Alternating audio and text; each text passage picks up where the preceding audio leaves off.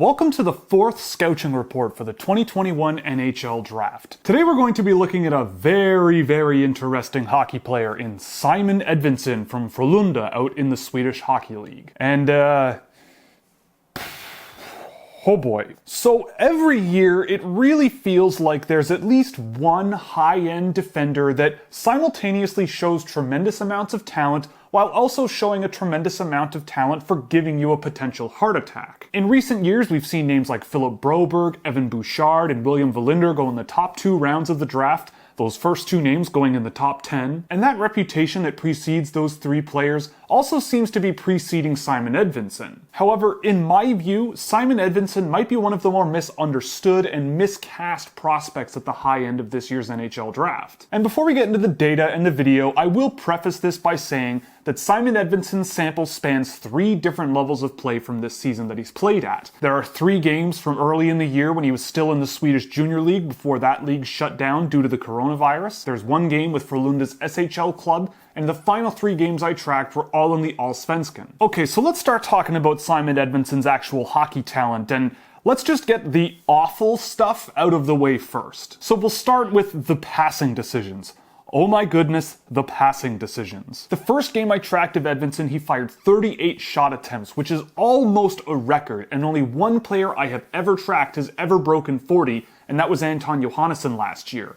The trouble is that he only completed 23 of those passes. And you do not want a player who is labeled as a premier 2-way puck-moving defenseman taking 159 pass attempts per 60 minutes of 5-on-5 and handing it over to the other team 40% of the time. But what I will fall back on with Simon Edvinsson, and it wasn't the last time I did this, his offensive transition control numbers were very impressive in that game, even through all of those missed pass attempts. Which to me indicates something that will be a hallmark of this video. Simon Edvinsson, while flawed, is still a very effective hockey player. And to me, that implies that an improvement in these flaws will make his good results better. And this is not the first time we've encountered a player like this. But at the same time, the second game I tracked at the under 20 level, his pass completion percentage was below 45%, and largely driven through those pass attempts being missed, his offensive controlled zone transition percentage was also an abysmal 39%. So where's the problem here? Why is he so hit or miss with his passing? Literally. Edvinsson just has a tendency to throw passes into way too much traffic,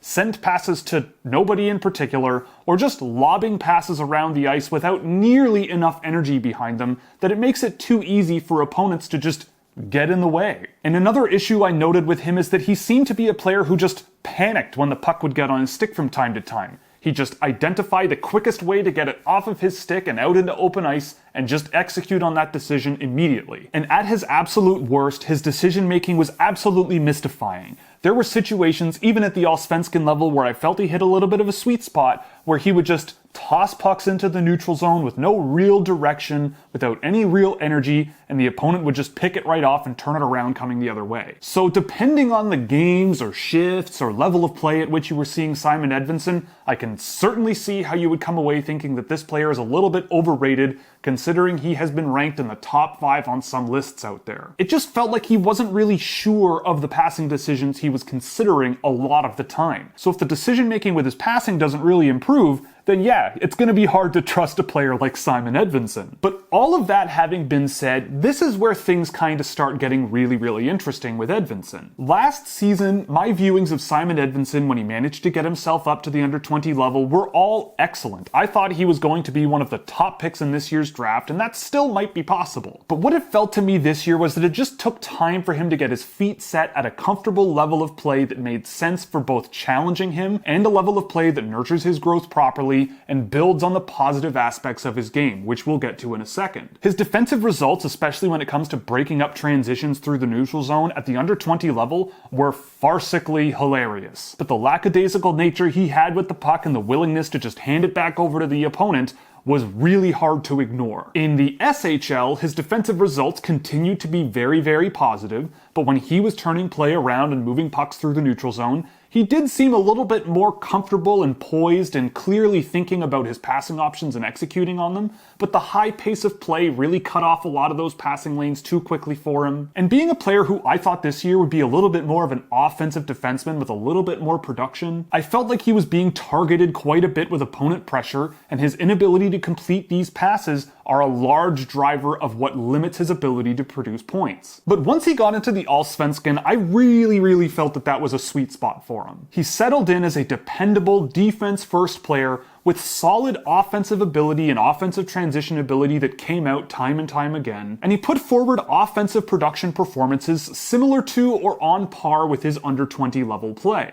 It's just that he was doing so against men, which I think is pretty impressive, and considering the role he was playing and the style of play he was playing, I think they were trying to refine his game, rein him in a little bit so that he can learn how to play defense first, and then down the line the plan might be to enable the more offensive side of his game more and more. It certainly started to come out more and more the more games I saw of him in the Allsvenskan. In his final 2 games, he put up 3 dangerous shot attempts off of his own stick. He had 5 dangerous pass attempts and 8 shot assists. And I just couldn't help but watch him play at that level, especially after some experience there, and go, oh, that's more like it. And here's something pretty wild. When he was in the Allsvenskan in my sample, he was responsible for taking or creating 55% of his team's shot attempts with him on the ice. Across my entire sample, that number was 42%. And the only other defensemen above 40% in terms of shot attempt creation are Carson Lambos and Brant Clark. And both of those players doubled Simon Edvinsson's individual rate of low danger shot attempts. So if you don't like shots from the point,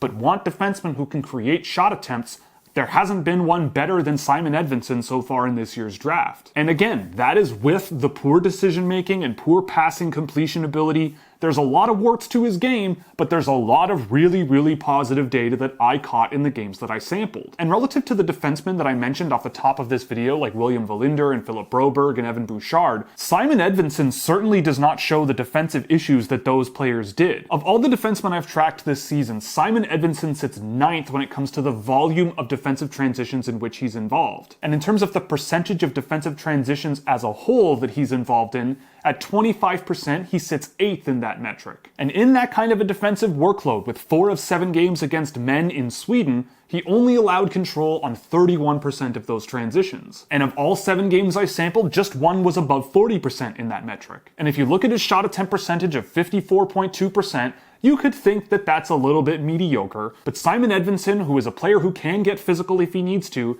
used his range and his reach to largely keep shot attempts towards the outside. And in doing so, his dangerous shot attempt percentage was much higher at 64%. And of all sampled games, once again, we see a level of consistency as just one of those games was below 57%. And relative to the defenders I mentioned off the top of this video, those guys came with a measurable track record of offensive transition control and success. They are great skaters in a straight line and can get pucks into the offensive zone very successfully. But Edvinsson didn't really bring that side of the game out on a consistent basis. It was pretty rare, and when he did try to cross blue lines with control of the puck on his own, it was an inconsistent effort level that relied a lot on skill and evasion that I'm just not quite sure is refined enough to have as much success as those other names. In terms of shot attempts per 60 minutes for defensemen, Simon Edvinsson sits 15th of 29 tracked defenders, but he was responsible for 23% of his team's shot attempts with him on the ice, which raised him all the way up to 6th on my list of defenders. And his inconsistency in offensive transition is displayed in my data. While over his 7-game sample, his offensive controlled zone transition percentage was 61%, 3 sampled games, 1 at the under 20 level, the SHL game I did, and 1 Allsvenskan game, were below 45%, which is not great. But the rest of the games were at or above 70%. So you have a player who is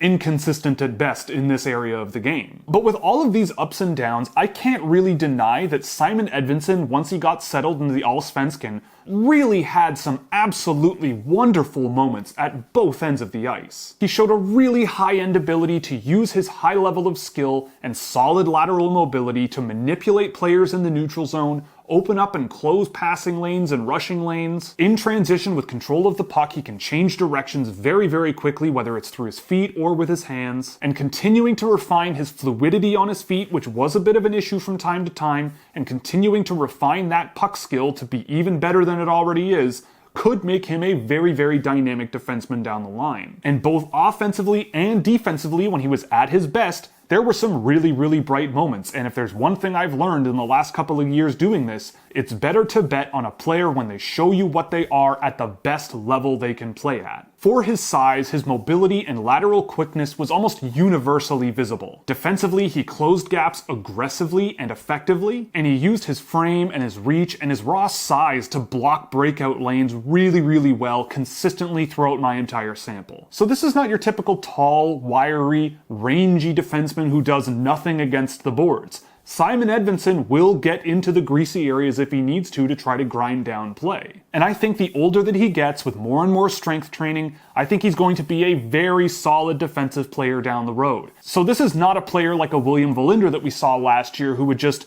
abandon all defensive responsibility without warning and just go for a skate in the defensive zone. I think there's a much more refined package with Simon Edvinsson, especially away from the puck. And so through all of the negatives we've been over, I think his overall outlook is relatively positive. So what's the best part of Simon Edvinsson's game? Honestly, it's hard to pinpoint one specific thing, but I just love the raw potential that Simon Edvinsson brings to the game. If he can learn to pick his decisions with his passing better, fill out his tall frame a little bit more to be stronger on his feet, and continue to work on his skill and forward skating speed generation, I think he could be an outstanding two-way defender with great metrics at both ends of the ice. He shows flashes of tremendous mobility, especially laterally. He shows flashes of tremendous skill. He shows flashes of tremendous manipulation ability through the neutral zone, which for a puck-moving defenseman, you certainly need to have at the NHL level. And there's a diverse defensive skill set that Edvinsson can always fall back on away from the puck that proved to be very effective across multiple levels of play. So to me, there's a lot to like, and as of right now, he shows better as a defensive player than an offensive one, but I do believe that the raw potential of this player is extremely, extremely high, and if he hits his ceiling, he could be one of the best players to come out of this draft. The good part of his game is just the evolution that I saw over the course of this season when it came to confidence carrying pucks through the neutral zone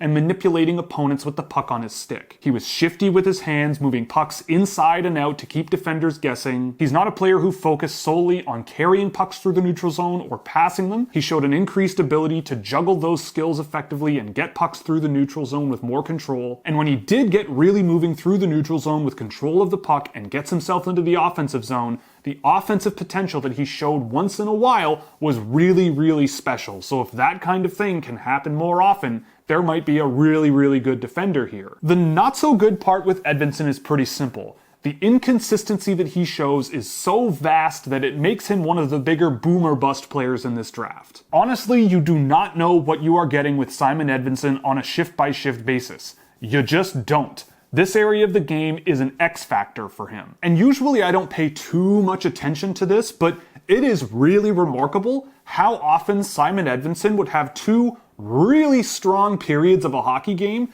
and then the third period of the game would be a complete unmitigated disaster that regresses his data tremendously. And so if I'm in charge of developing Simon Edvinsson into the best player he can be, you're going to need to really latch on to his best moments and reinforce those positive traits, and slowly but surely rein in the poor passing decisions with the puck on his own stick, and the absent-minded passing that he can do from time to time, and just let him make mistakes and hopefully learn from them. And so while you have a player who can skate, he knows how to use his reach, he suppresses breakouts very, very well, even at the offensive blue line, has a diverse defensive skill set with multiple layers of potential defending, and being able to get pucks into dangerous areas through his high-end carrying ability and his ability to get into dangerous areas with control of the puck. These traits are all extremely positive, but those positive traits that are objectively there can really be fleeting regardless of the level that he plays at. And to me, that is a big problem, especially if you're looking at a potential top NHL draft pick that's going to be a core member of your team for a decade. So where do we leave Simon Edvinsson? I like to think about this from a fundamental level. What are you starting with?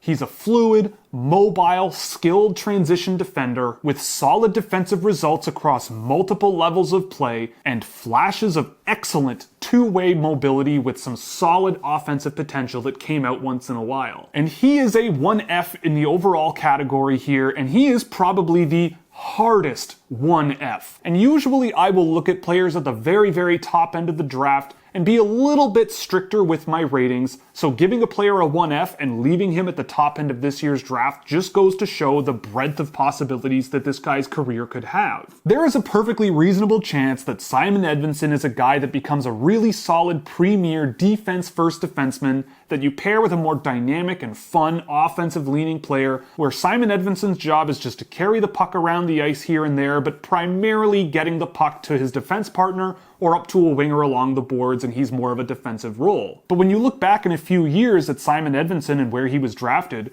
what value is a player like that in the NHL draft? And I will also say that the level of concern with the negative sides of his game might be a little bit overstated. I mean, they're there, and they certainly could affect his NHL trajectory, but I'm a believer in him, especially when you see how much positive data he's created through all of these negative traits that we've gone over. If over time Simon Edvinsson can settle into a role, whether he stays in the Allsvenskan next year or plays with Frölunda's big club in the SHL, I hope I see a player that can choose to be aggressive in better situations like he did with the Allsvenskan over time, put more strength on his frame, and just simplify his passing game a little bit more to focus on identifying outlet options and quickly executing on those options with a lot of energy behind his passes. The puck separation ability for Simon Edvinsson is diverse and effective. He has a willingness to use his frame effectively. He has a solid ability to escape pressure with his skill more often than not, but the processing of the offensive game and puck movement through the neutral zone, to me, single-handedly is a major factor that limited his offensive production this season. And I could definitely see when push comes to shove in the NHL draft, teams looking at his size, his experience playing against men, and maybe some positive results if you look beyond production and see his improvement in opponent manipulation through the neutral zone and the skill level that he shows for a defenseman. I could easily see him being one of the first names off the board in this year's draft. But I also think that there's an equal chance that Edvinsson is a player that's just too spooky for most NHL teams to consider at the top end of the draft. And at the end of the day, I do feel like Edvinsson is going to be a solid defensive player with enough mobility and defensive talent to be an NHL defender, and while the potential is extremely high in terms of turning him into a two-way dynamic force, the downsides might be a little bit tough to fix. So it will be interesting to see what happens in the draft with regards to where he's drafted and to where he is drafted. And while there's risk, I still am a strong believer in what Simon Edvinsson has shown over the games that I've sampled and where his game could be in a few years from now. So that's all for this Scouching Report. I hope you enjoyed. If you did, you can click all the buttons you see below me so you never miss another one. If you really liked it, you could subscribe on Patreon or here on YouTube by clicking join below. You'll get access to a Discord server, early access to videos, written reports, and plenty of other goodies, or you could pick up some merchandise from the Scouchwear shop, where 50% of profits go to the Women's Sports Foundation. So that's all, and we will see you in the next one.